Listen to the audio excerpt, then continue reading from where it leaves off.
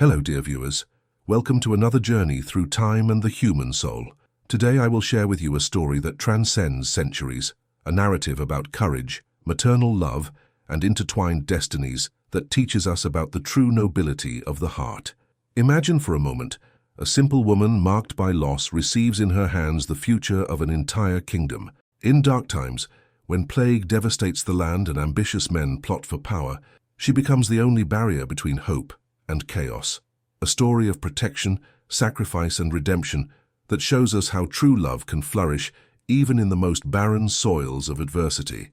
Before we dive into this fascinating era, tell me, where are you watching from?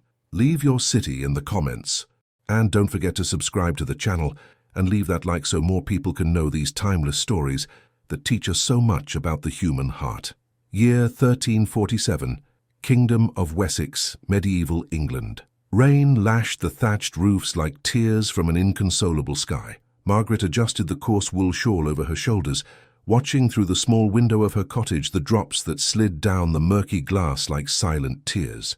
The wind howled through the cracks of the poorly fitted boards, carrying with it the damp aroma of soaked earth and something darker, the heavy smell of plague that ravaged the neighboring villages. Her 3 children slept on their straw beds. Thomas, 12 years old, with clenched fists even in sleep, as if still fighting against the day's adversities. Alice, 8 years old, nestled like a wounded little bird, and Geoffrey, only 6 years old, the little orphan she had taken in when plague took his parents. Each peaceful breath from them was a whispered blessing in the night's silence. Margaret ran her calloused fingers over the rough surface of the wooden table, where crumbs from their meagre dinner still lay. Widowed for 3 years, since fever took her husband Harold, she had learned to find strength where before there had only been despair. Her hands, small but determined, had become instruments of survival, spinning wool, sewing patches, cultivating the small garden that provided some vegetables for the table. The sound of hooves in the mud interrupted her thoughts. It wasn't common to receive visits at that hour, especially with the inclement weather. Margaret leaned toward the window, trying to see through the curtain of rain. A hooded figure was dismounting from an exhausted horse, carrying something in his arms. 3 firm knocks echoed on the oak door. Margaret hesitated, her heart racing. In recent weeks, soldiers had traveled through the region, speaking of tumults in the royal castle, mysterious deaths, and a civil war approaching like a storm on the horizon. "Who comes at this hour?" she asked, her voice low so as not to wake the children. "A soul in need of shelter, madam. I bring something that belongs more to you than to me." The voice was deep, educated, laden with an urgency that made Margaret slide the bolt. The door creaked as it opened, revealing a tall, middle-aged man whose dark cloak dripped dirty water on the threshold, but it was what he carried in his arms that made the air escape from Margaret's lungs. A baby, wrapped in purple velvet with golden embroidery that gleamed even under the weak candlelight. The child slept with a serenity that contrasted dramatically with the storm outside and the tension etched on the stranger's face. "I beg you," murmured the man, his dark eyes reflecting something between desperation and determination. "Hide this child. Protect him as if he were your own flesh and blood." Margaret extended her arms instinctively, and the small, warm weight of the baby settled against her chest, as if it had always belonged there. The child murmured in sleep, a tiny fist emerging from the velvet to grasp a lock of Margaret's brown hair. "Who is this child?" she whispered, though something deep in her heart already knew the answer would change her life forever. The knight observed her for a long moment, studying every feature of her face as if trying to read her soul. "He is the future of the Kingdom of Wessex. He is Prince William." The words fell between them like stones in still water, creating waves that expanded infinitely. Margaret felt the world tilt beneath her feet, but her arms only closed more protectively around the child. "King Edmund lies dying," continued the man, his voice heavy with sorrow. "His brother, the Duke of Northumberland, moved quickly to seize the throne. The Queen and her other children were eliminated. I managed to save only this little one." Margaret looked at the baby in her arms. He couldn't be more than a few months old, with dark hair like silk and delicate features that already promised the nobility of his lineage. How could something so small and defenseless carry the weight of an entire kingdom? "Why me?" she asked, though her voice barely exceeded a whisper. "Because sometimes destiny chooses the purest hearts for the most sacred missions," replied the knight. "And because a mother who protects 3 children alone in times of plague and war has already proven that her love knows no limits." The rain seemed to beat harder against the window, as if the very sky pressed the urgency of the moment. Margaret felt the weight of responsibility descend upon her shoulders like a heavy cloak, but she also felt something more, a strange sensation of completeness, as if this baby were the missing piece in her fragmented family. "They will come looking for him," warned the man. "Men without scruples who will not hesitate to spill innocent blood.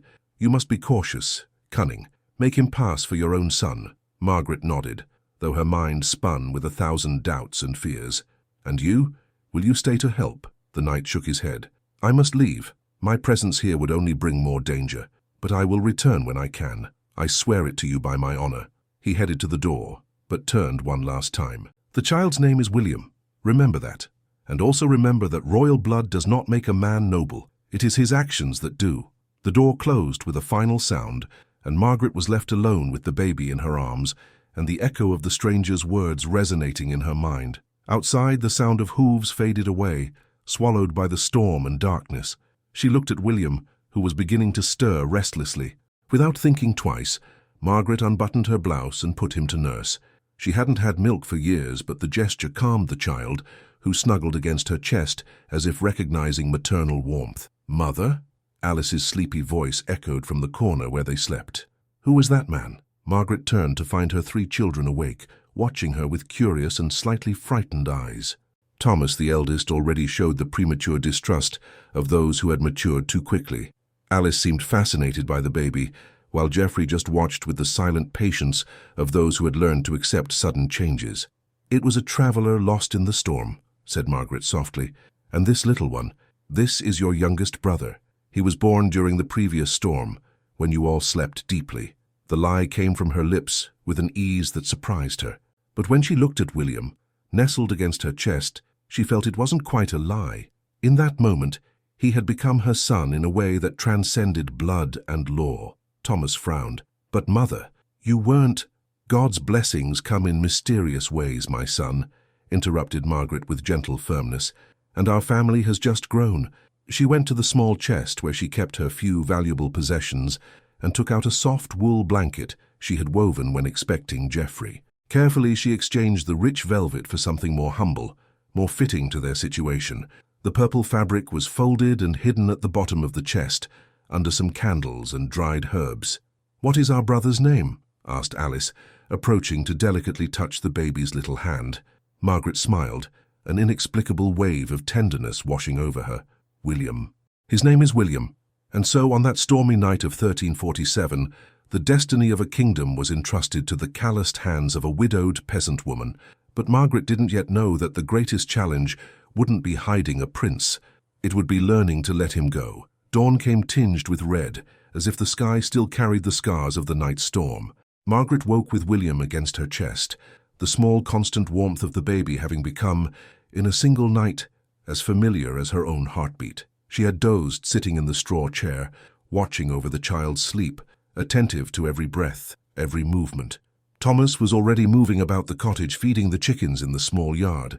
At 12 years old, he had assumed responsibilities that should belong to an adult man, and Margaret felt a pang of sadness whenever she saw her son's shoulders curved under the weight of premature worries.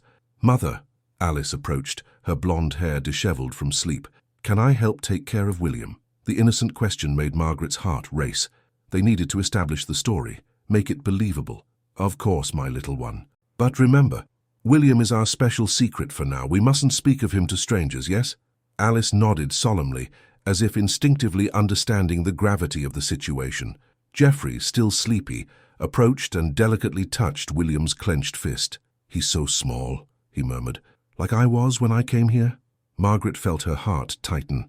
Geoffrey had arrived at her door, orphaned, thin and silent, carrying only a rag doll that his mother had made. She had welcomed him without hesitation, and now he was part of her family, as completely as if he had been born from her womb. "Yes, my love. We all need care when we're small." The sound of approaching horses made Margaret freeze.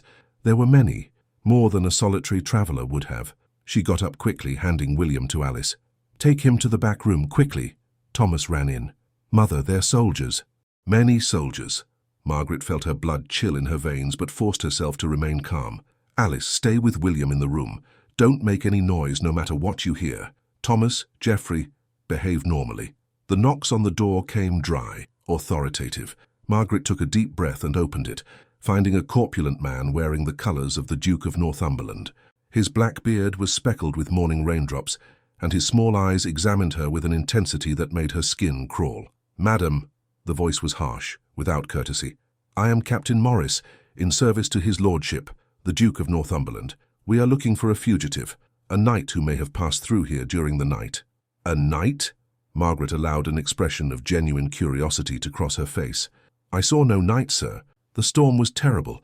I barely left the cottage." The captain studied her, his eyes scanning the humble interior. "This knight may be accompanied by a child, a baby." Margaret's heart beat so hard she was sure everyone could hear it. "A child? How strange. Why would a knight travel with a baby in such a storm?" "That is none of your concern," replied Morris coldly. "May we enter?" Margaret stepped aside, knowing that refusing would be more suspicious than allowing. Certainly, though there isn't much to see. The soldiers spread throughout the small cottage, searched the simple chest, examined the dark corners. Margaret prayed silently that Alice had had enough time to hide William properly. "How many children do you have?" asked Morris, observing Thomas and Geoffrey, who stayed close to the fireplace. "3, answered Margaret without hesitation. "Thomas, Geoffrey, and my little Alice. Where is the girl?" "Taking care of the baby." The words came out before she could stop them. Morris turned quickly, his eyes gleaming with sudden interest.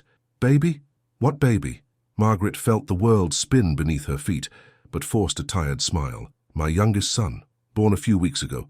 Alice likes to help take care of him. We want to see him." It wasn't a request. Margaret nodded, heading to the back room with legs that seemed made of jelly. She found Alice sitting on the narrow bed, rocking William wrapped in the wool blanket. The girl had had the presence of mind to dishevel her own hair and pretend she had just woken up. "This is William," said Margaret, taking the baby in her arms. "My son." Morris approached, examining the child with attention. William chose that moment to open his eyes, bright blue eyes that seemed to focus directly on him. The captain frowned. "He looks very well fed for a baby from a peasant family." Margaret felt cold sweat run down her back. "God bless me with abundant milk. And we have some chickens. Eggs help." She prayed he wouldn't notice the fine quality of the baby's skin, the small but well-formed fingers, the absence of deprivation marks that characterized peasant children. Morris studied William for a few more eternal seconds, then stepped away. "How old are you, madam?" 28 years. "And your husband?" "Dead for 3 years, the fever." Something in Margaret's tired tone, in the genuine resignation in her voice, seemed to convince the captain. He nodded to his men. "We will continue our search. If you see anything suspicious, strange nights, people asking questions, we want to know immediately." "Certainly, sir." When the soldiers finally left, Margaret collapsed in the chair, trembling. William began to cry, a strong, healthy cry that echoed through the cottage like a lament. "Mother," Thomas approached, his voice low, "that man last night, was he the one they were looking for, wasn't he?" Margaret looked at her eldest son, seeing in his eyes a premature understanding that saddened her deeply. Thomas had been forced to mature too quickly, first by his father's death, now by this situation that she herself didn't completely understand. "Yes," she answered simply. "And now we are part of something bigger than ourselves." Thomas nodded slowly. "What does this mean for our family?" Margaret rocked William, feeling the weight of responsibility in her arms. "It means we'll have to be braver and more careful than we've ever been. It means this little one needs us." Alice approached, delicately touching William's dark hair. "Will he stay with us forever?" The innocent question hit Margaret like an arrow. She didn't yet know the answer. In fact, she was beginning to realize there was much about the situation she didn't understand. Who exactly was the knight? How could they be sure William was really who he said he was? And, more importantly, what would happen when they discovered he wasn't dead? "I don't know, my little one," murmured Margaret, "but while he's with us, he'll be our brother in every sense." Outside, the sound of horses returned, but this time moving away. Margaret went to the window and watched the troop of soldiers disappear down the muddy road, but something told her they would return, and when they returned, it would be with more questions. 2 weeks passed in silent tension that hung over the cottage like morning mist. Margaret had developed a careful routine, keeping William always close, inventing elaborate stories about her post-birth recovery whenever neighbors questioned her healthy appearance. The child thrived under her care, gaining weight and developing a smile that brightened even the darkest days. There was something in his eyes, a precocious intelligence, a serenity that seemed too ancient for his age, that made Margaret wonder what kind of man he would become. Thomas had assumed the role of silent protector, always alert for sounds of horses or strangers on the road. Alice played with William as if he were a living doll, singing lullabies with her crystalline voice. Geoffrey, with the silent wisdom of orphans, simply accepted the new family member without questions. It was a rainy afternoon when he returned. Margaret was sewing by the weak window light when she heard the familiar knock, 3 firm raps, a pause, then 2 more. Her heart raced. It was the signal the night had established before leaving. This time, when she opened the door, she found a very different man. The mysterious stranger from that stormy night was wounded, a bloodied bandage wrapping his left arm, his face marked by a recent scar that ran from temple to jaw. His eyes, however, maintained the same determined intensity. "May I come in?" he asked, his voice hoarser than before. Margaret let him pass, noticing how he moved with difficulty. "You are wounded."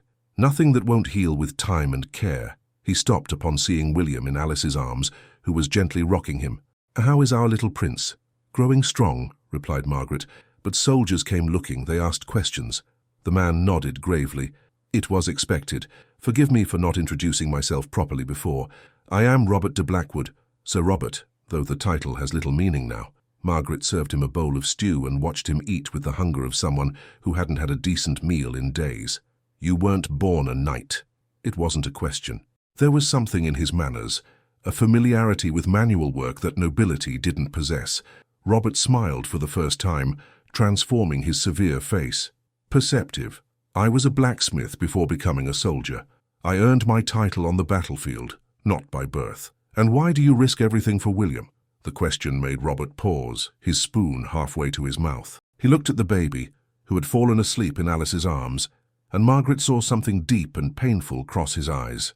"Because I swore to protect him," he said finally, "and because I failed to protect his mother."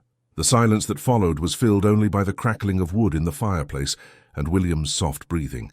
Thomas, who had been watching silently, approached. "What happened the night you brought William?" Robert looked at the boy, then at Margaret, as if asking permission. She nodded. "The castle was attacked during the night," began Robert, his voice low and heavy with sorrow. "The Duke of Northumberland had planned everything carefully. Infiltrated soldiers, gates opened from within. When we realized what was happening, it was already too late." He paused, his fists clenching. "I was on guard at the royal chambers. I heard the screams, the sound of swords. I ran to protect the royal family, but—" His voice failed. "But you had to choose," completed Margaret softly. Robert nodded, the naked pain in his eyes. "The Queen was mortally wounded. She gave me William, made me swear I would save him. I could try to save her or save the child, but not both." "You made the right choice," said Margaret firmly. "A mother would always choose her child's life." "I tell myself that every night," murmured Robert, "but I still hear the screams." Alice approached silently and placed her small hand on Robert's. "William is safe now. Mother loves him as if he were her own son." The innocent words seemed to touch something deep in Robert. He looked at Margaret with a new expression, gratitude mixed with something she couldn't completely identify. "The soldiers will return," he said. "The Duke is not a man to give up easily, and there are rumors that other nobles loyal to the legitimate king are organizing." "What does this mean for us?" asked Thomas, always practical. "It means we may not be able to stay here much longer," replied Robert. "I have friends, places where we can hide until it's safe to reveal William's identity." Margaret felt a chill in her stomach. The idea of leaving her home, however humble it was, frightened her. But when she looked at William sleeping so peacefully in Alice's arms, she knew she would make any necessary sacrifice. "When?" she asked simply. "Soon. Days, maybe weeks. It depends on how close the soldiers get."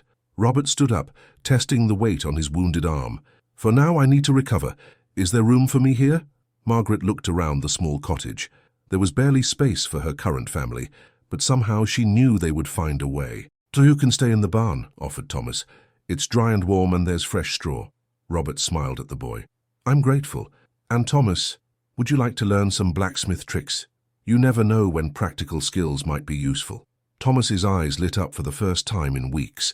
Margaret felt a wave of gratitude that Robert had noticed the boy needed a father figure, even if temporary. That night, while Robert settled in the barn and the children slept, Margaret stayed awake looking at William.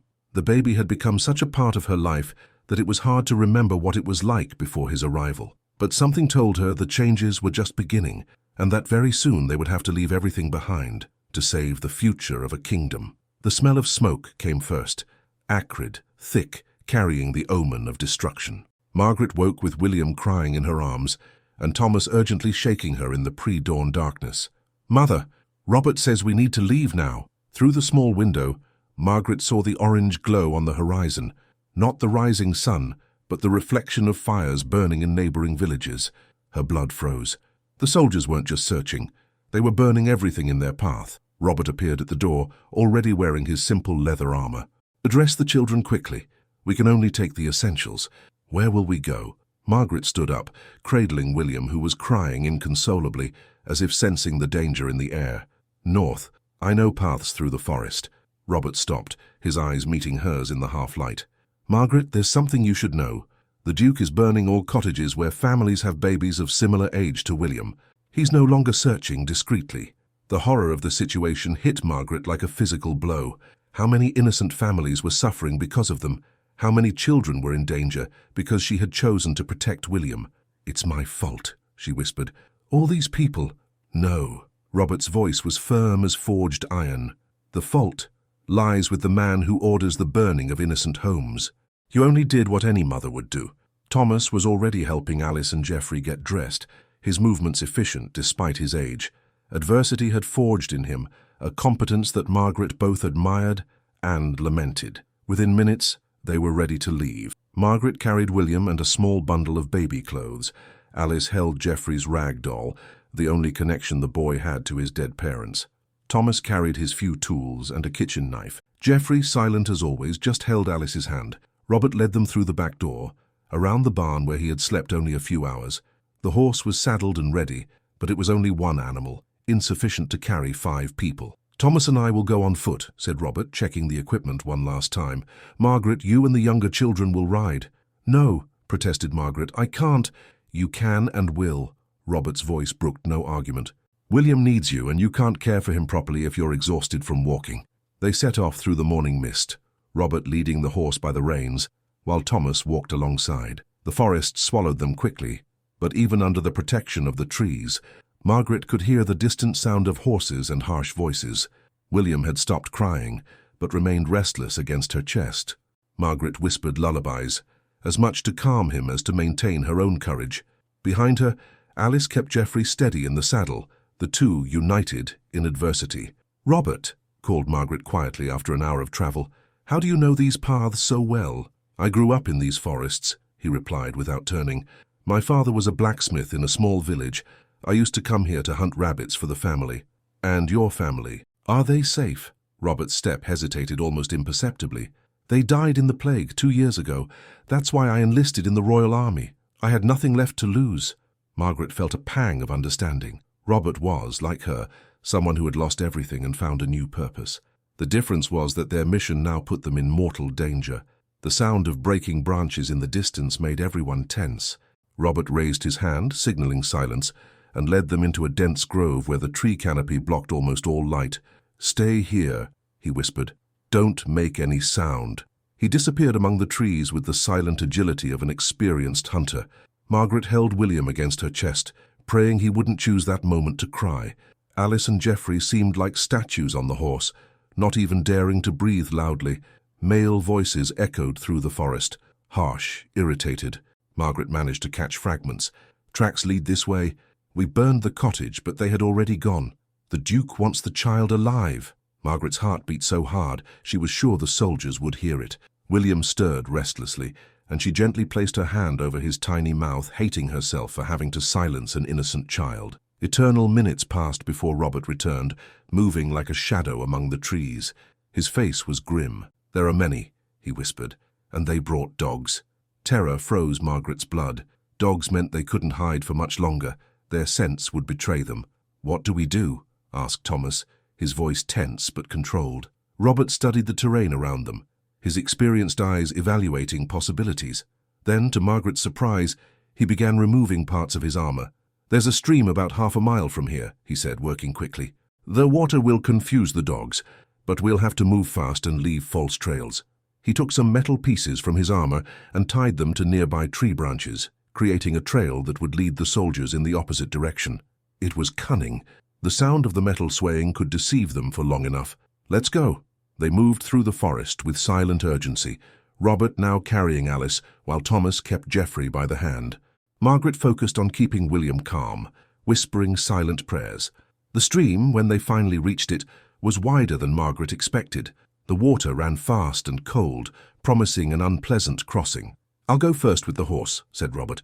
"Then you, one at a time." The water reached Robert's waist and the horse hesitated before venturing into the current. Margaret watched, her heart tight, as he struggled to keep the animal steady. "Now you, Margaret." "Hold William high." The icy water cut through her skirts like knives, stealing the air from her lungs. William cried from the shock of the cold, but Margaret forced herself to keep advancing. Each step was a struggle against the current and against the fear of falling. Robert reached her from the other side, his strong hands pulling her to the bank. Then came Thomas carrying Geoffrey, and finally Alice, shivering but determined. "The dogs will lose our trail here," explained Robert, helping them reorganize. "But we can't stop. There's a safe place a few hours from here." They continued through the forest, wet and exhausted, but alive. Margaret felt William trembling against her chest and knew they needed shelter soon.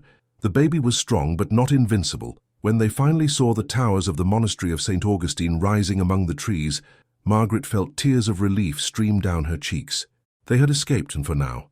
But something told her this was just the first of many escapes, and that each one would be more dangerous than the last. The ancient stones of the monastery of St. Augustine rose against the grey sky, like arms offering protection and threat at the same time. Its stone towers cut through the low clouds, and Margaret could see monks patrolling the walls alongside soldiers, an unusual combination that spoke of the unique nature of the place. Brother Benedict, who received them, was a small round man with kind eyes that seemed to see directly into people's souls. His hands, calloused from manual work and soft from prayer, delicately touched William's forehead. "The child has a fever," he observed, his voice laden with genuine concern. "Come, we have a warm place and medicines." The interior of the monastery emanated peace and security that Margaret hadn't felt in weeks. Candles flickered in stone niches, and the aroma of incense mixed with the smell of fresh bread and medicinal herbs. Monks in brown habits moved silently through the corridors, some caring for orphaned children who had found refuge there. "The plague left many little ones without family," explained Brother Benedict as he led them to a spacious cell. "We do what we can, though our resources are limited." Margaret observed the children, some not much older than Geoffrey, others babies like William. All carried in their eyes that premature gravity of those who had seen too much, too early. "How is the boy?" asked Robert, approaching the bed where Margaret had laid William. "The fever is rising," she murmured, touching the small, hot forehead. "He needs care." Brother Benedict brought a bowl of fresh water and clean cloths. The sudden temperature change, the fright. Babies are more sensitive than we imagine to the tensions around them. While Margaret cared for William, Robert spoke quietly with the friar. Margaret couldn't hear the words, but saw the increasingly somber expression of the monk. "How long have you been fleeing?" asked Brother Benedict when he approached again. "A few days," replied Margaret carefully. "And the child, is he really your son?" The question fell like a stone in still water. Margaret felt everyone's eyes, Robert's, Thomas's, even Alice's and Geoffrey's, fixed on her. Brother Benedict had something in his eyes that suggested he already knew the answer. "Why do you ask?" she said finally. "Because men came here yesterday looking for a woman with a baby. They offered gold for information." The friar paused, studying Margaret's face. "And because this little one has the mark." "What mark?" Robert approached quickly. Brother Benedict delicately moved William's dark hair, revealing a small birthmark at the base of his neck, a shape that vaguely resembled a crown. "All children of the royal lineage of Wessex are born with this mark," said the friar softly. "It's known as the King's Mark." The silence that followed was absolute. Margaret felt as if the world had stopped spinning. There was the final, undeniable proof of William's identity. You knew," she whispered to Robert. He nodded slowly. "I knew about the mark, but hoped no one else would recognize it." "And now?" asked Thomas, always practical even in the face of the impossible. Brother Benedict sat heavily in the chair beside the bed. "Now we have a difficult choice. I can pretend I never saw this child, or, Robert tensed, "or I can fulfill my duty to the legitimate kingdom." The friar's eyes met Margaret's. "Madam, do you understand what you have in your arms?" Margaret looked at William, who had stopped crying, and now watched her with his bright blue eyes. Those eyes that seemed too ancient, too wise for a baby. "I know he's a child who needs protection," she said firmly. "I know he's innocent of any crime. And I know I love him as if he had come from my own womb." Brother Benedict smiled for the first time since they arrived. "Then you understand perfectly." "What do you want from us?" asked Robert. "Nothing you aren't already doing. Protection, love, care." The friar stood up. "But I must warn you, the men who came here weren't ordinary soldiers.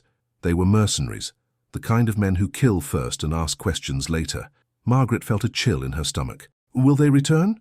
"It's likely, but we have resources."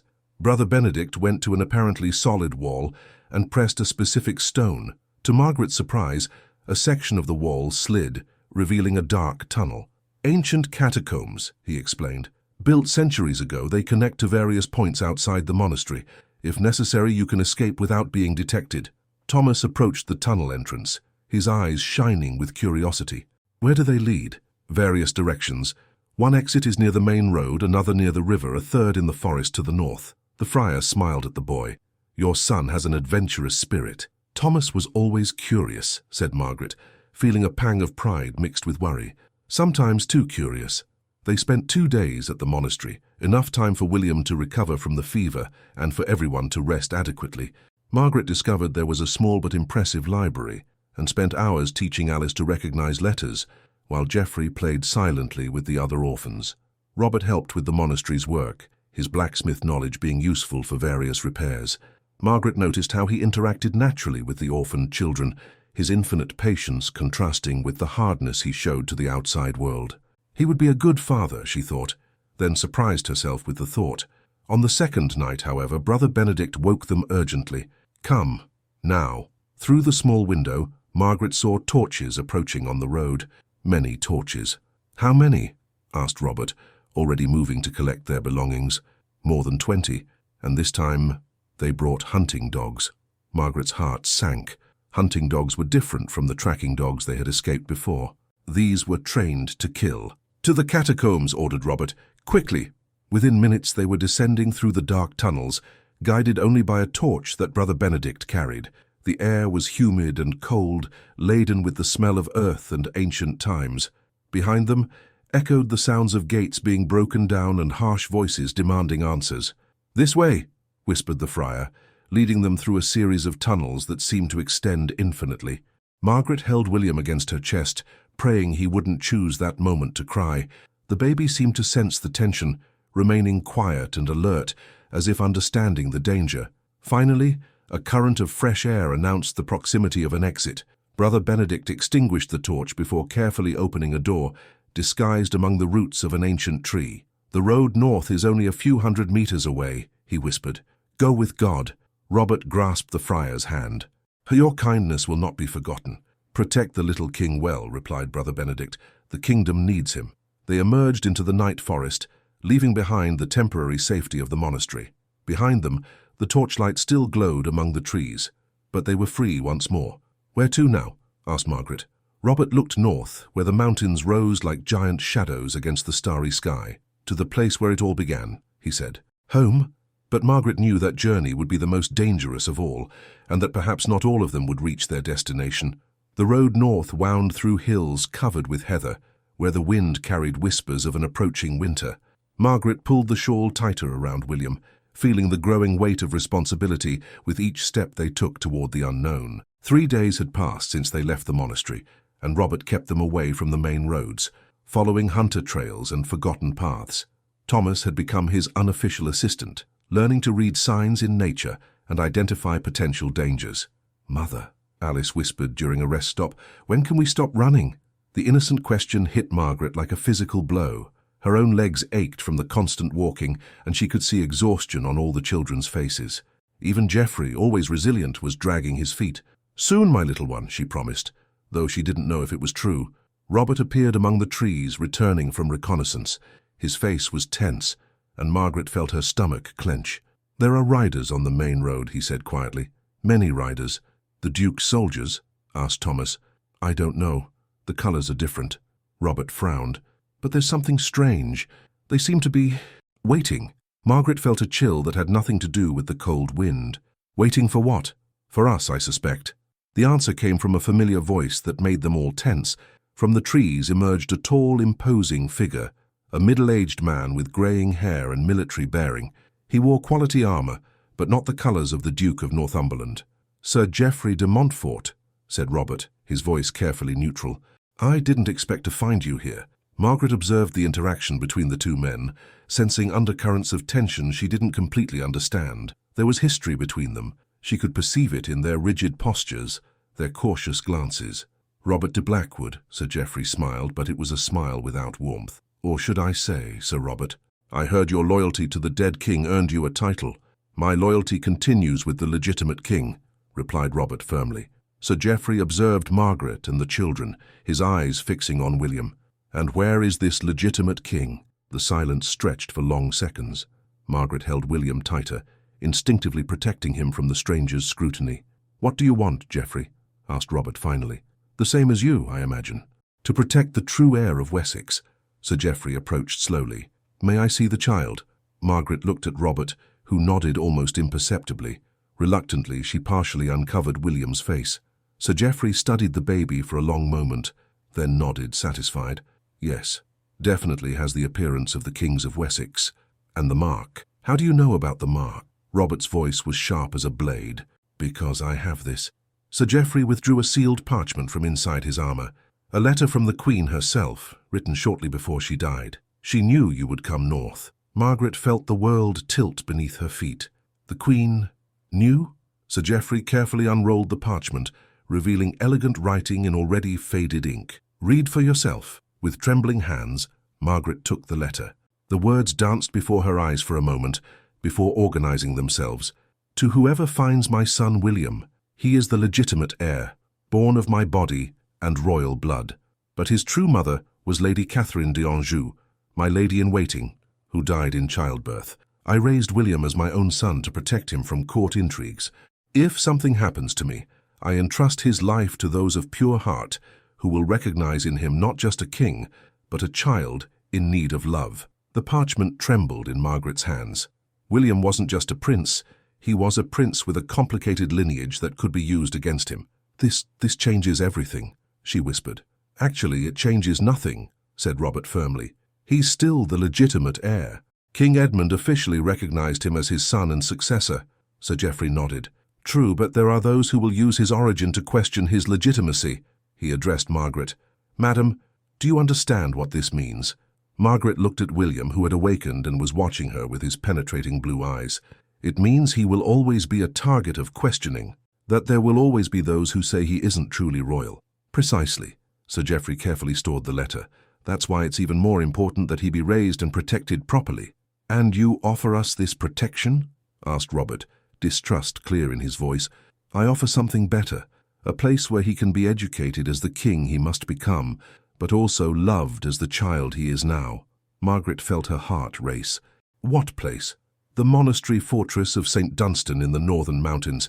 It's run by Abbot Dunstan, who was tutor to King Edmund himself. There, William can receive royal education while remaining safe." The offer seemed too good to be true. Margaret looked at Robert, seeking guidance, but saw in his eyes the same uncertainty she felt. "And what is the price of this protection?" asked Thomas, surprisingly. At 12 years old, he had learned that nothing came free.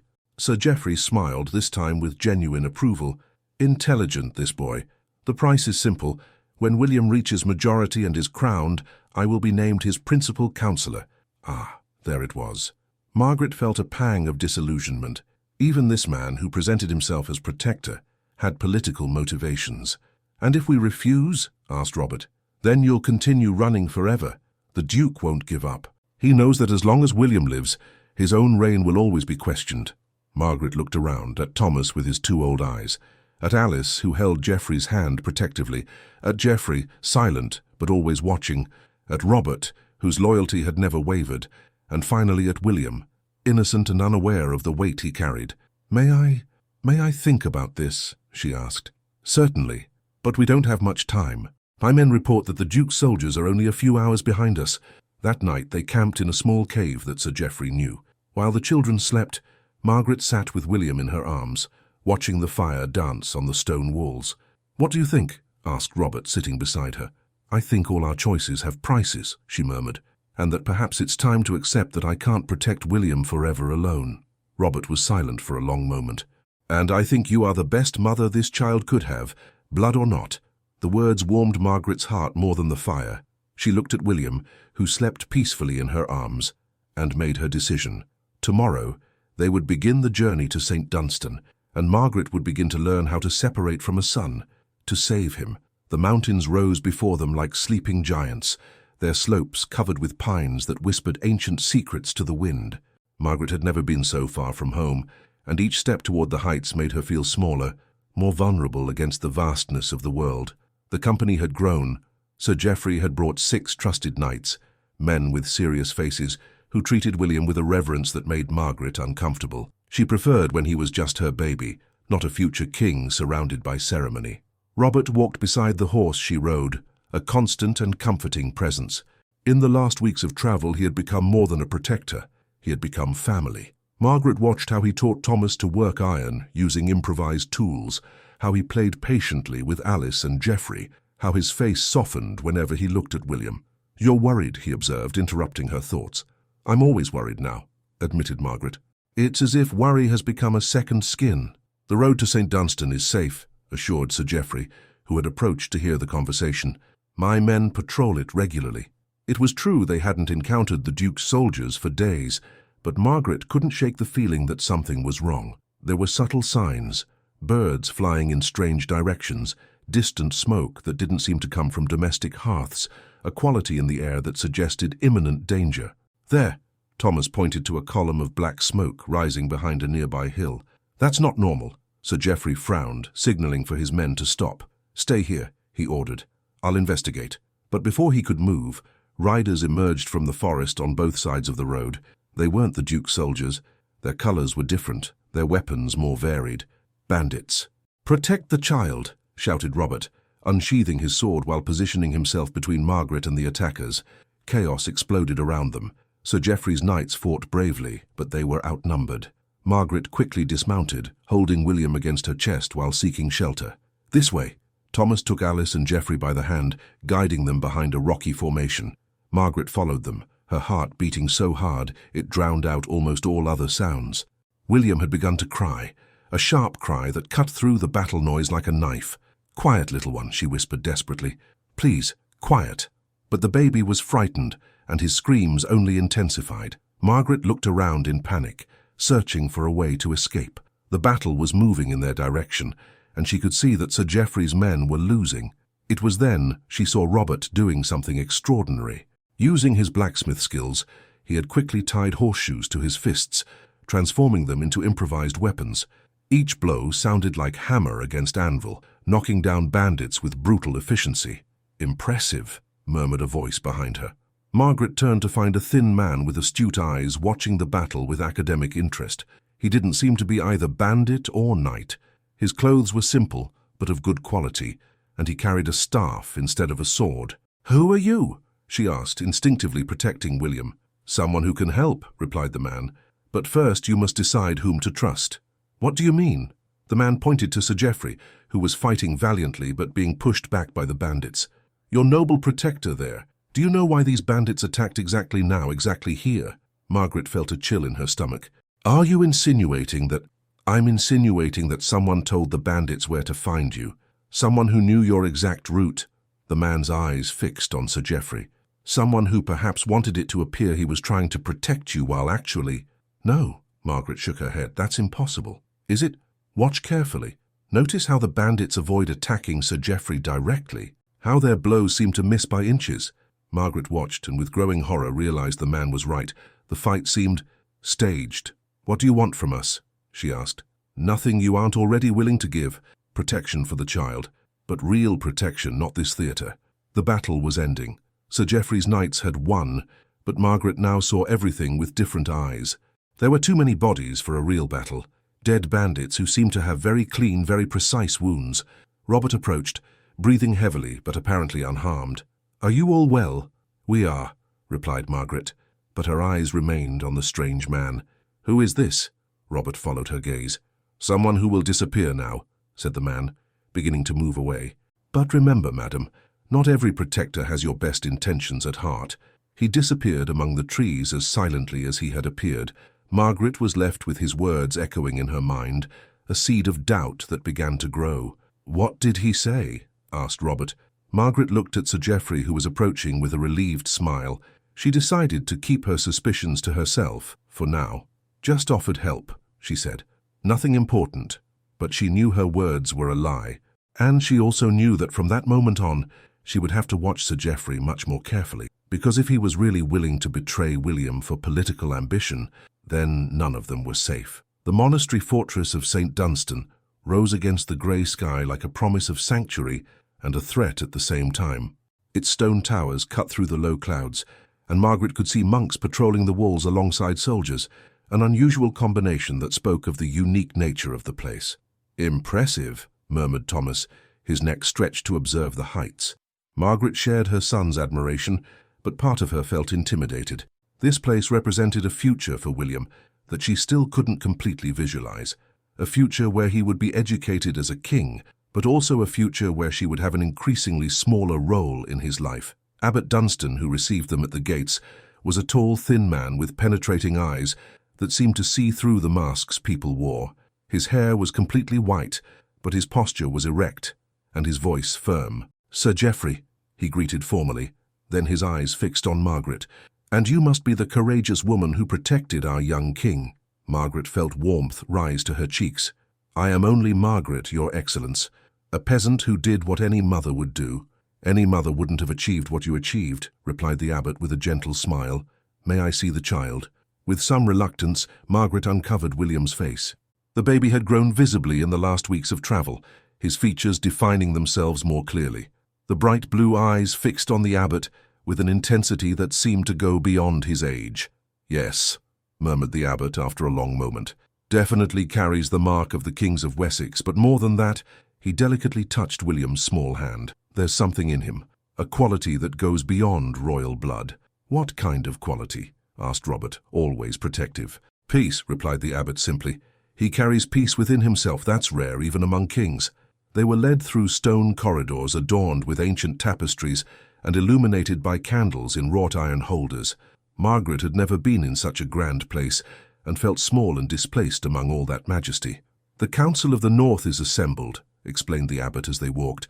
"Nobles loyal to the legitimate king come from all parts of the realm. They want to see William assess his authenticity." "Assess?" Margaret's voice came out sharper than intended. "He's a child, not a horse at market." The abbot stopped and turned to her, his eyes shining with approval. "Precisely the attitude I expected from his protective mother." "That's very good." Margaret frowned. "I don't understand." "You will soon." The great hall where the council met was imposing, with a vaulted ceiling and high windows that let in light filtered by the mountains. An enormous table occupied the center, around which sat men of various ages, all wearing the colors of their noble houses. Lord Henry de Lancaster stood when they entered, a corpulent man with reddish hair already greying and imposing presence. "So this is the woman we've heard so much about." Margaret felt the eyes of all present on her and William. Instinctively, she held the baby tighter against her chest. "My lords," said the abbot formally, "I present to you Lady Margaret and Prince William of Wessex." "Lady," Margaret began to protest, but the abbot silenced her with a look. "The child looks healthy," observed an older lord, "and definitely has the appearance of the kings of Wessex." "Appearance can be deceiving," retorted another. "How do we know this isn't an elaborate farce?" Margaret felt anger boil within her. "Farce? You accuse me of pretending that a child is something he's not?" "I accuse you of nothing, madam," said the lord calmly. "But this child will carry the destiny of a kingdom. We must be certain." "Certain of what?" Margaret's voice rose dangerously. "That he's real, that he deserves to live, that I'm adequate to have raised him." A tense silence fell over the room. Margaret could feel the disapproval of some present, but also saw something else in other eyes. Respect. "The mark," said Lord Henry finally. "Show us the mark." Margaret hesitated. Exposing the mark would definitively confirm William's identity, but would also put him in even more danger. "Show it," encouraged the abbot softly.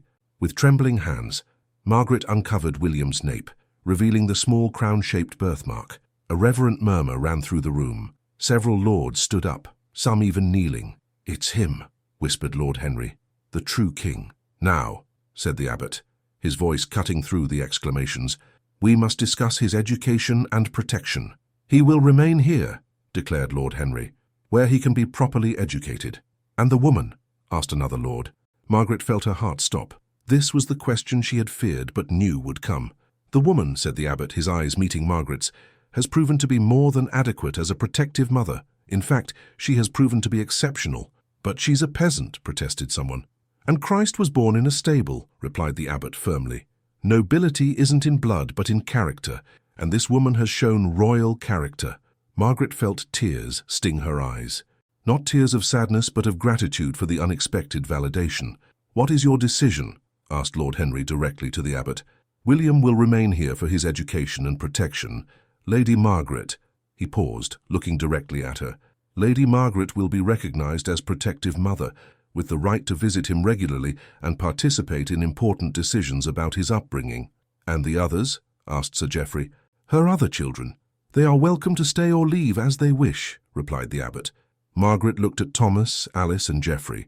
Her children, because they were her children, regardless of blood, looked at her with a mixture of fear and trust. "What do you decide?" asked Lord Henry. Margaret looked at William in her arms, then at Robert, who had remained silent during the entire discussion. In his eyes, she saw unconditional support, whatever her decision might be. "William needs education I cannot give," she said finally, "but he also needs love that royal protocols may not allow." "And," pressed the abbot, "and I stay."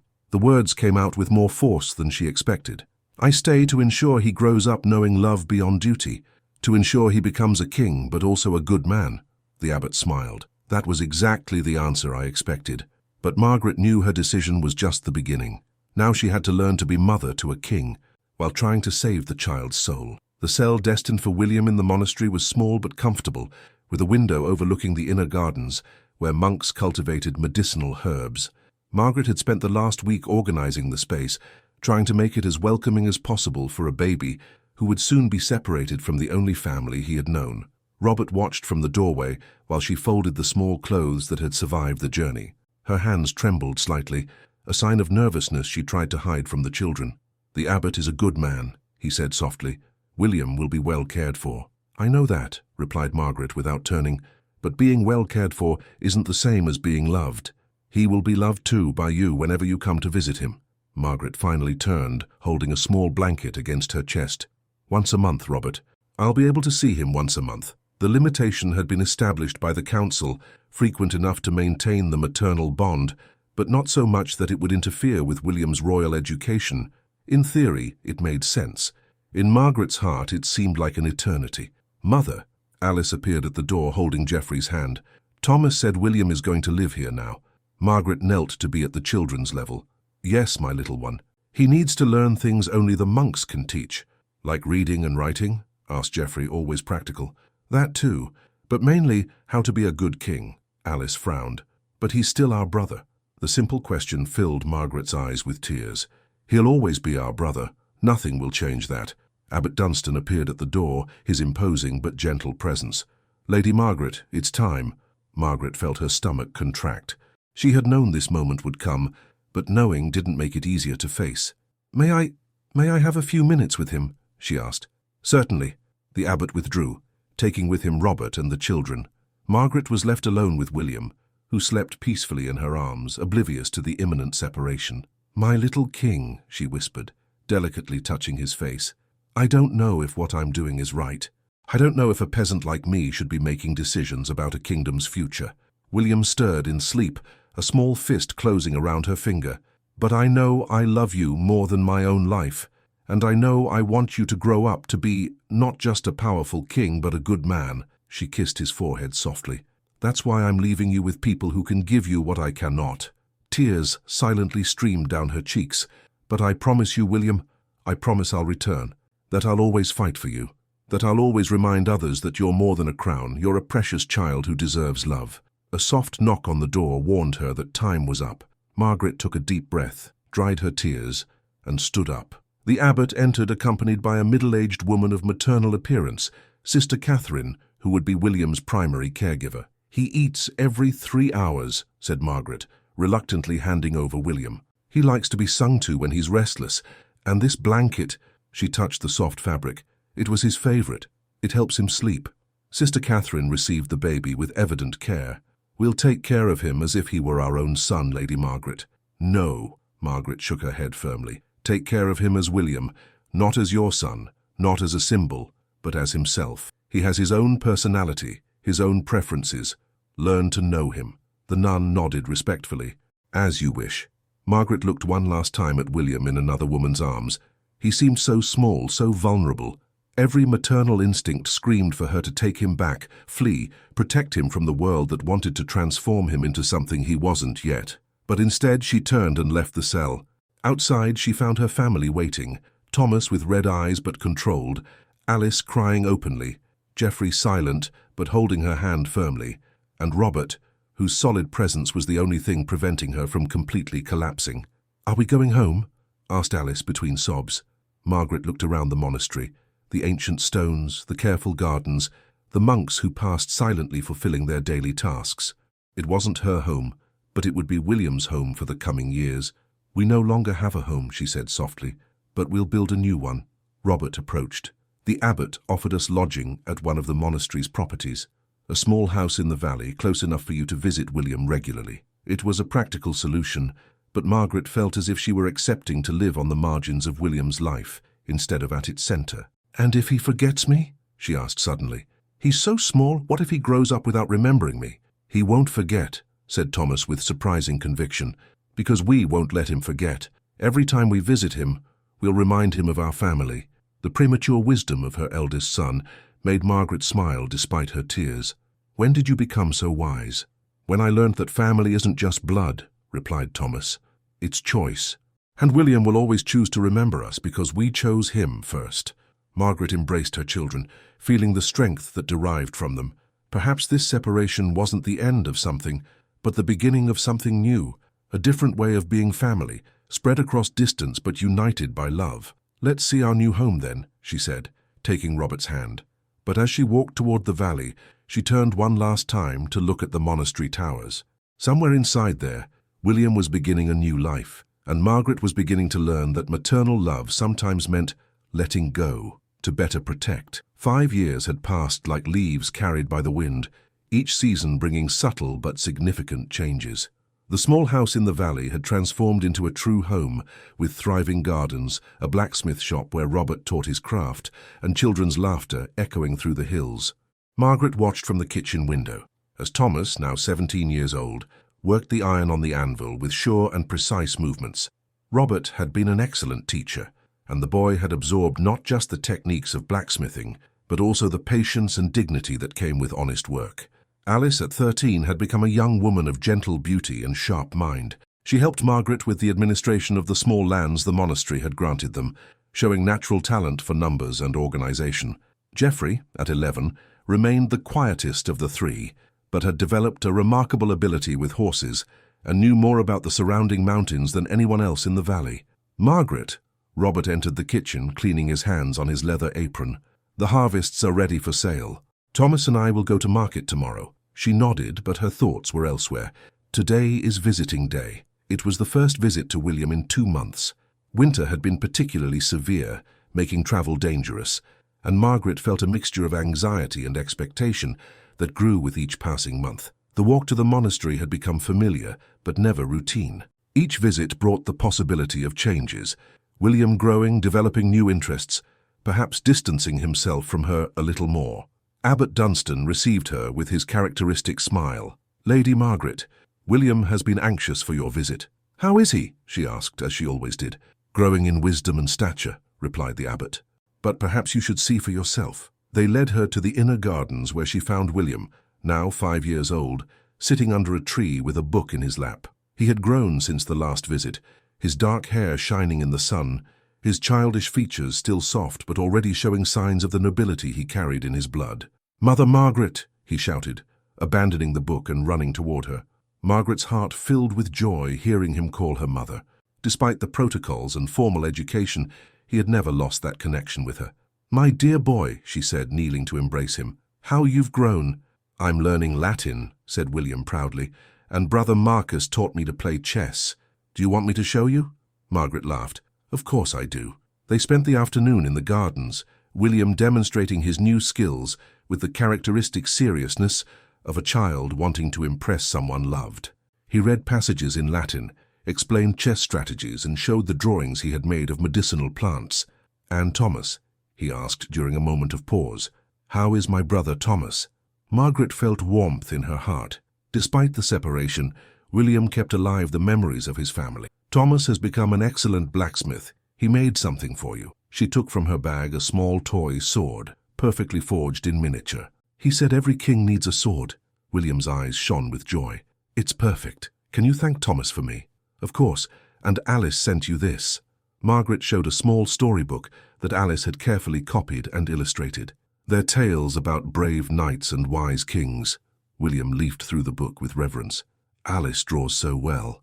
And Geoffrey, what message did he send?" Margaret smiled. Geoffrey rarely spoke much, but always made a point of sending something to William. "He found this special stone in the mountains." She showed a smooth, shining stone of deep blue color. "He said it has the color of your eyes." William held the stone up to the light, admiring how it gleamed. "I'll keep all these things forever." "And me?" asked a familiar voice. Margaret turned to see Robert approaching, carrying a small bundle. His presence surprised her. He rarely accompanied her on visits, preferring to give her private time with William. "Robert!" William ran to embrace him. "Did you bring something for me too?" "Maybe," said Robert with a mysterious smile. "But first, there's something I want to ask your mother." Margaret frowned, confused. Robert knelt before her, taking something from the bundle. It was a simple but elegant ring, forged in silver with a small blue sapphire. "Margaret," he said, his voice laden with emotion, "these 5 years have been the best of my life. You gave me a family, a purpose, a home. Will you marry me?" The garden became completely silent, except for the distant murmur of monks in prayer. Margaret looked at Robert, at William, who watched with wide eyes, and felt as if the entire world was waiting for her answer. "Yes," she whispered, extending her trembling hand. Robert slid the ring onto her finger, then kissed her softly. William applauded enthusiastically, and Margaret saw several monks discreetly watching from the windows, smiling approvingly. "Now we're really a family," said William solemnly. "Mother Margaret, Father Robert, and all my brothers." The simple words of the child perfectly summarized what had happened in those 5 years. They had created something new, something that transcended blood and circumstances. That night, walking back home under the stars, Margaret held Robert's hand and thought about how life could be strange. She had begun caring for William to protect him, but in the process had found a new family, a new love, a new version of herself. "Are you happy?" asked Robert. "Happier than I ever imagined possible," she replied honestly. But deep in her mind, there was a small, persistent worry. William was growing, becoming more king and less child with each visit. Soon he wouldn't need her anymore. And then what would happen to the family they had built around him? The messenger arrived on a golden spring morning, when the first flowers were blooming in Margaret's gardens, and the sound of Robert's anvil echoed cheerfully through the valley. The man wore royal colors, blue and gold, and carried the official seal that made Margaret's heart race before even hearing his words. "Lady Margaret de Blackwood," he announced formally, unfolding a parchment, "I bear a message from His Majesty, King William of Wessex." Margaret almost dropped the basket of eggs she was carrying. "King William?" "Yes, my lady. His Majesty was officially crowned 3 months ago, upon reaching the age of majority of 15 years. 15 years. William was 15 years old. Somehow the last 10 years had passed like a dream, and the baby she had protected was now a young king ruling the realm. Robert approached from the workshop, cleaning his hands on his apron, his expression serious upon recognizing the royal colors. "What does the message say?" The messenger unrolled the parchment and read aloud. "To my dear protective mother, Lady Margaret de Blackwood, and to my dear adoptive father, Sir Robert de Blackwood, greetings and royal blessings. It is with great joy that I invite you to the royal recognition ceremony, to be held at Wessex Castle on the first day of next month. As those who protected and raised me when I most needed it, I wish to honor you publicly before the entire court. Your presence is not only requested but essential, for without you I would not be the man and king I have become. With all love and gratitude, William, by the grace of God, King of Wessex." Margaret felt her legs fail and leaned on Robert. The parchment continued. P.S. Please bring Thomas, Alice and Geoffrey. A king cannot be complete without his entire family by his side. 10 years, whispered Margaret. It's been 10 years since I last saw him. It wasn't quite true. She had continued her monthly visits until William turned 12, when the demands of his royal education became so intense that visits were reduced and then gradually ceased. Letters had continued, formal but affectionate messages that kept her informed about his progress. What kind of ceremony? Asked Robert to the messenger. A ceremony of public recognition of the people who shaped His Majesty, explained the man. It's tradition for young kings to publicly honor their mentors and parental figures. His Majesty wishes to name you as honorary family of the crown. Margaret felt the world spin. Honorary family of the crown. It was more than she had ever dreamed possible. And if we refuse? She asked, always practical. The messenger seemed surprised. Why would you refuse such an honor? Because I'm a peasant, said Margaret simply. And perhaps a peasant doesn't belong at the royal court? With all respect, my lady, said the messenger. His Majesty was very specific. He said that if you refused out of modesty, I should remind you that true courage sometimes means accepting honors we don't believe we deserve, to honor those who offer them.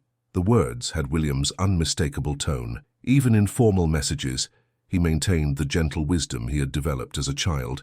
Do we have time to prepare? Asked Robert, always practical. 2 weeks.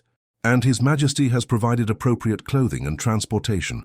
The messenger indicated an elegant carriage waiting on the road. He also sent gifts for the entire family. The gifts were impressive. Fine fabrics, simple but elegant jewelry, and for each of the children, something personal that showed William remembered them individually. Special blacksmith tools for Thomas, writing and illustration materials for Alice, and for Geoffrey, a young, well-trained horse. That night, the family gathered around the table to discuss the invitation. The prospect of going to the royal court left them all nervous and excited at the same time. Will he still remember us? Asked Alice, now a young woman of 23. Really remember, I mean, not just out of obligation. He'll remember, said Geoffrey with surprising certainty. At 21, he had become a man of few words, but great wisdom. People like William don't forget who loved them first. Thomas, now 27 and a respected master blacksmith, was less convinced. But will we still be important to him? He's a king now. He has counselors, nobles, responsibilities we can't understand. Margaret looked at her children, no longer children but adults with their own concerns and dreams. They had all grown together into a family that destiny had created in such an unlikely way. There's only one way to find out, she said finally. We'll go. We'll see what kind of man William has become, and if he really doesn't need us anymore, at least we'll know we fulfilled our role. Robert covered her hand with his. And if he still needs us? Margaret smiled, looking around the table at the faces of the people she loved most in the world. Then we'll continue being his family, no matter what that means. 2 weeks later, when the royal carriage took them toward Wessex Castle, Margaret watched the familiar landscape transform into territories she didn't know. She was about to reunite with the baby she had protected, now as the king he had become. The question that haunted her was simple. Would he still be her son, or had he become only His Majesty? Wessex Castle rose before them, like a vision from a dream, its towers reaching toward the blue sky with flags fluttering in the wind. Margaret had never seen anything so grand, and even Robert, who had previously served at court, seemed impressed with the restored magnificence. It's very different from when I was here last, he murmured, as the carriage crossed the outer gates. William has rebuilt almost everything. The reconstruction was evident. New stones mixed with old, carefully planned gardens, and a general sense of order and prosperity that spoke of a well-governed realm. A group of courtiers awaited them in the main courtyard, but it was a familiar figure that Margaret saw first. Abbot Dunstan, now older but still imposing, smiling warmly as he approached. Lady Margaret, he said, respectfully kissing her hand. Sir Robert, it's a joy to see you again. Abbot Dunstan, Margaret felt more comfortable with the familiar presence. How is His Majesty? The abbot's smile widened. See for yourselves. A door opened at the top of the main staircase, and a tall, elegant figure emerged. For a moment Margaret didn't recognize him, this young man of regal bearing, wearing simple but perfectly cut clothes, with dark hair carefully combed and confident posture. But then he smiled, and Margaret saw the boy she had raised.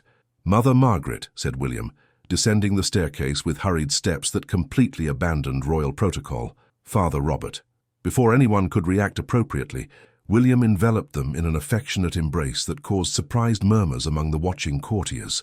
Kings didn't embrace peasants, even elevated peasants. But William clearly didn't care about protocols at that moment.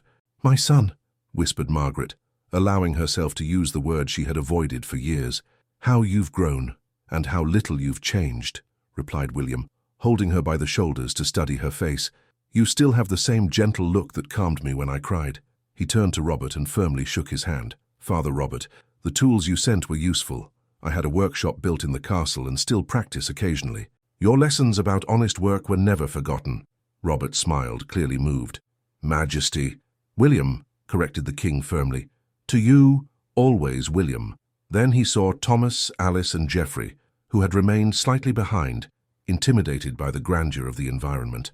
"Thomas," William approached his older brother, now clearly a master craftsman, "I heard about your reputation as a blacksmith. They say your blades are the best in the region." Thomas blushed. "Majesty, I only—" "Stop calling me Majesty," said William, laughing, "or I'll have to decree it's a crime." He turned to Alice, who had become an elegant and intelligent woman. "Alice, my dear sister, I still have all the books you illustrated. In fact," he made a signal and a servant brought a beautifully bound book. "I had your illustrations bound. They're royal treasures now." Alice was speechless, leafing through the book that contained her childhood illustrations treated as works of art. Finally, William approached Geoffrey, the quietest of the brothers. "Geoffrey, my silent and wise brother, I heard you became the best horse expert in the northern region." Geoffrey nodded, still too intimidated to speak. "I have something to show you," continued William.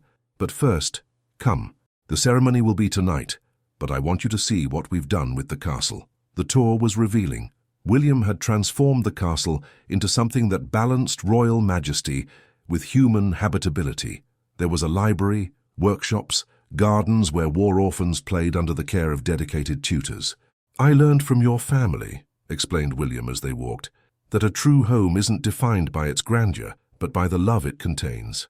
During the private dinner before the ceremony, Margaret observed William interact with his family. He had become an impressive man, wise beyond his years, gentle but firm, clearly respected by his counselors, but more importantly, he had maintained the essence of the boy she had raised. "William," she said finally, "I must ask, why this ceremony? Why honor us publicly?" William paused, setting down his fork. "Because a king must be honest about the sources of his strength, and my strength came from you, from all of you." He looked around the table. "Thomas taught me the value of honest work. Alice taught me that beauty can be created even in the simplest circumstances. Geoffrey taught me that sometimes wisdom comes from silence and observation." His voice became softer. "Robert taught me that a true man protects those he loves, regardless of personal cost. And Mother Margaret," he looked directly at her, "you taught me that true love sometimes means letting go of those we love to allow them to become what they must be." Margaret felt tears stream down her cheeks. "But more than that," continued William, "this ceremony is my way of telling the realm that family isn't just blood. It's choice, commitment, unconditional love. You chose me when I was vulnerable. Now I choose you as my true family." The ceremony that night was magnificent. Before the entire court, William officially proclaimed Margaret as protective mother of the realm and Robert as guardian of the crown, titles that came with lands, income, and more importantly, official recognition of their place in the royal family. Thomas was named Royal Master Blacksmith, Alice received the title of Royal Chronicler for her artistic skills, and Geoffrey became Master of the Royal Horses. But the most emotional moment came when William removed a simple ring from his finger, the royal signet ring. "This ring," he said to the silent hall, "symbolizes my authority as king, but tonight I want you to see something more important." He approached Margaret, who was seated in a place of honor beside the throne. "Mother Margaret, when I was a baby, you welcomed me as your own son. You cared for me, protected me, loved me when I had nothing to offer in return, except trouble and danger." He temporarily placed the ring back on his finger, then held Margaret's hands. "Now, as king, I offer you something in return, not just titles or lands, but this. I promise that you will always have a place at my table, will always be welcome in my home, and will always be my family no matter what destiny brings."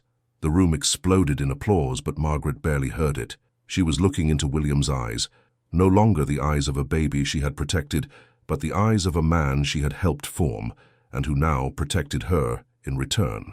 "Now," said William, turning to the court, "let it be clear to all, this woman and her family are treasures of the realm. Whoever honors them, honors me. Whoever protects them, protects the crown." Later, when the festivities had ended, and they were alone in the castle library, William asked a question Margaret didn't expect. "Will you stay?" he asked simply. "There are places for all of you at court. You can have the life you desire." Margaret looked at Robert, who nodded encouragingly, then at her children, who seemed anxious and hopeful. "For some time," she said finally, "but our home is in the valley. Our life is there." William smiled. "I hoped you would say that. But no, the offer always remains open, and—" he hesitated. "I hoped you could come to all important festivities. Births, weddings, future coronations. We'll be there," promised Margaret. "We'll always be there." And so it was. Margaret and her family returned to the valley, but now as official family of the crown. They visited the castle regularly. William visited them with equal frequency, and when he married 2 years later, it was Margaret who held his first daughter. The baby she had protected had become not just a king, but a man who honored those who had formed him. And Margaret finally understood that sometimes letting go of someone we love is the only way to discover that we never really lost them. 3 years had passed since the recognition ceremony, and the Kingdom of Wessex prospered under King William's wise rule. Margaret had found a perfect balance between her life in the valley and her responsibilities as protective mother of the realm, visiting court regularly, but always returning to the home she had built with Robert. It was an autumn morning when the news came that would change everything once more. The messenger who arrived at the valley didn't wear the familiar royal colors, but the somber colors of mourning. Margaret felt her heart sink before even hearing the words. "Lady Margaret," said the man, his voice laden with urgency, "you must come immediately. His Majesty is gravely ill." "Ill?" Robert dropped the hammer he was holding. "What kind of illness?" "The royal physicians cannot determine. It began as a simple fever a week ago, but has worsened rapidly. He has been asking for you constantly." Margaret didn't hesitate. Within minutes, she was ready to leave, accompanied by Robert and her children. The day's journey to the castle seemed like an eternity, each beat of the horses' hooves echoing the growing fear in her heart. The castle they found was very different from the cheerful place they had left. Courtiers whispered in small groups through the corridors. Physicians came and went with somber expressions, and an atmosphere of despair hung like mist. Abbot Dunstan received them, his face marked with worry. "Margaret, thank God you've come. He's very ill." "Take me to him," she said simply. The royal chamber was plunged in penumbra, candles flickering on side tables. In the large bed, Margaret barely recognized the vigorous young man she had seen just a few months before. William was pale as the sheets covering him, breathing with difficulty, his dark hair stuck to his forehead from fever sweat. "William," she whispered, approaching the bed. His eyes slowly opened, taking a moment to focus on her. When he recognized her, a weak smile crossed his lips. "Mother Margaret." His voice was little more than a whisper. "I knew you would come." Margaret sat on the edge of the bed, taking his hot, trembling hand in hers. "Of course I came. I'll always come when you need me. The physicians say—" William coughed, a dry cough that made him shudder. "They say it might be the end." "Don't say that," Margaret gently reproved. "You are strong. You've survived much more than a fever." William weakly squeezed her hand. "Margaret, there's something I need to tell you. Something only you can understand." She leaned closer. "Tell me." I'm afraid," he admitted, the words coming out in a broken whisper. "Not of death, but of dying without having been the king I promised to be, without having honored the sacrifice you and Father Robert made." Margaret felt tears sting her eyes. "William, look around you. Look at the kingdom you've built. You became exactly the king I always knew you would be. But there's so much I haven't done yet. Reforms I'm planning. Injustices I want to correct." His voice failed, and he closed his eyes, exhausted from the effort of speaking. Margaret studied his face, seeing not the king but the boy she had raised, and suddenly she understood something. "William," she said firmly, "open your eyes." He obeyed, surprised by the tone of command in her voice. "Do you want to know the truth? The truth I learned raising you?" Margaret straightened her shoulders. "Greatness isn't in how much we do, but in how we do it. It isn't in living forever, but in living with purpose." She stood up, walking to the window and opening the curtains. Sunlight entered the room, illuminating William's face. "You ask me if you were a good king. Let me tell you what I see." Margaret returned to the bed, her voice gaining strength. "I see a man who transformed a divided kingdom into a prosperous nation. I see a king who governs with justice, but tempers justice with mercy." William watched her, a new light in his eyes. "I see someone who never forgot where he came from, who honors both peasant and noble equally, who built a kingdom where orphans have homes and widows have protection." Margaret took his hand again. "You ask me if you were the king you promised to be? I tell you, you became better. But if I die now—" "If you die now," interrupted Margaret, "you'll die knowing that every day of your life had meaning, that every decision you made was guided by love for your people." "That's not little, William, that's everything." A deep silence fell over the room. William studied Margaret's face, and she saw something changing in his eyes, fear being replaced by something stronger. "You always knew what to say," he murmured. "Because I know you," replied Margaret simply. "I know your heart, your soul, your character, and all are magnificent." William closed his eyes, but this time not from exhaustion, but from peace. "Thank you, Mother Margaret, for everything." Margaret remained by his bedside for 3 days and 3 nights, rarely leaving, always vigilant. Robert brought her food, the children took turns keeping her company, but she refused to step away for long. On the 3rd night, the fever finally broke. William opened his eyes at dawn of the 4th day, lucid and clearly better. "Margaret, I'm here," she said, though her own voice was hoarse from tiredness. "I had strange dreams," he said, trying to sit up. "I dreamed I was a baby again, and you held me during a storm. You said that as long as you held me, I would be safe." Margaret smiled, helping him settle against the pillows. "It wasn't a dream, my dear. It was memory." William studied her for a long moment. "You saved me again, didn't you?" "You saved yourself," corrected Margaret. "I just reminded you of who you are." The royal physician arrived an hour later, and after a careful examination, declared that the crisis had passed. The king would recover completely. That afternoon, when William was strong enough to sit in the garden, he asked a question Margaret didn't expect. "Are you afraid of dying?" he asked suddenly. Margaret considered the question carefully. "I'm afraid of dying without having loved enough," she said finally. "But I'm not afraid of death itself." "Why?" "Because I know that the love we give continues living in those we touch. You, my children, Robert. You are my immortality." William nodded slowly. "And you are my strength." In that moment, Margaret understood that the true test hadn't been protecting William when he was vulnerable. It had been teaching him to find strength in himself when she could no longer protect him. And in that final test, both had been successful. 10 years passed since William's near-fatal illness, and Margaret, now 63 years old, watched from the terrace of her home in the valley as her grandchildren played in the gardens. Her hair was completely grey, her hands showed the marks of years of honest work, but her eyes maintained the same gentleness that had won the heart of a baby king decades ago. Robert, at 70, still worked in the workshop, though more slowly now, teaching the art of blacksmithing to Thomas's children. His hands, once so strong, trembled slightly, but his dedication to the craft remained unwavering. Thomas had married a young woman from the neighboring village and had 3 children of his own. Alice had become a respected chronicler, her books read throughout the realm. Geoffrey, true to his quiet nature, had established the best horse-breeding operation in the region and remained single, dedicating himself completely to the animals he loved. It was a golden summer afternoon when the familiar sound of approaching horses announced a visit. Margaret smiled upon recognizing the royal colors, but her smile widened when she saw who was dismounting from the simple but elegant carriage.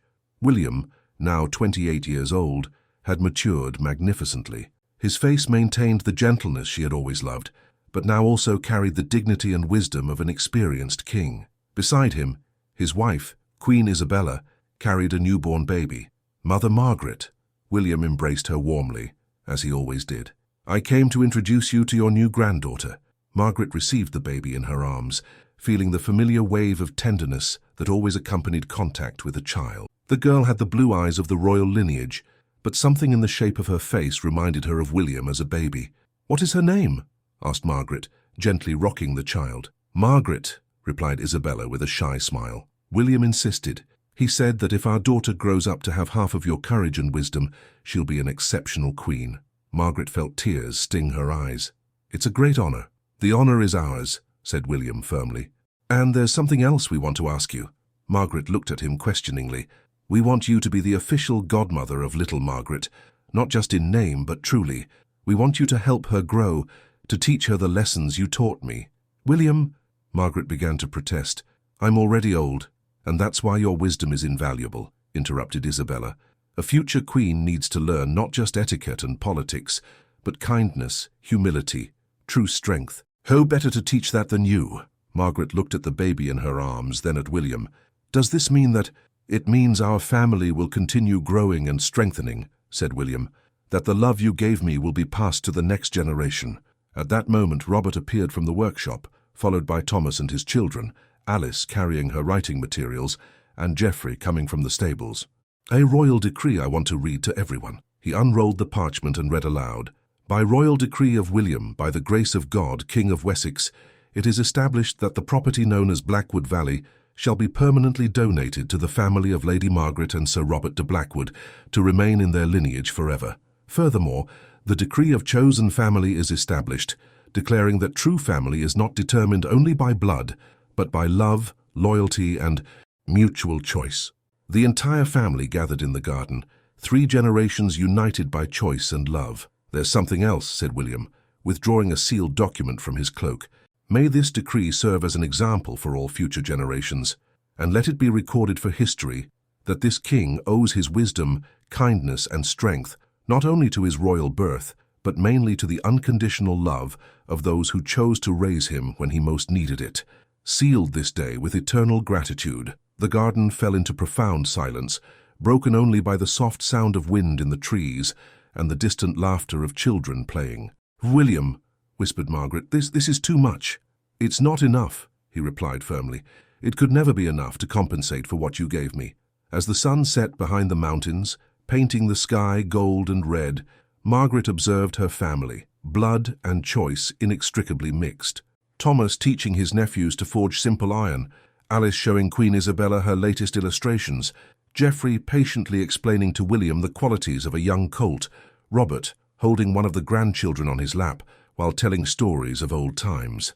And at the center of it all, the baby who had arrived on a stormy night, now a wise and gentle king, holding his own daughter while watching the family that destiny had created so improbably.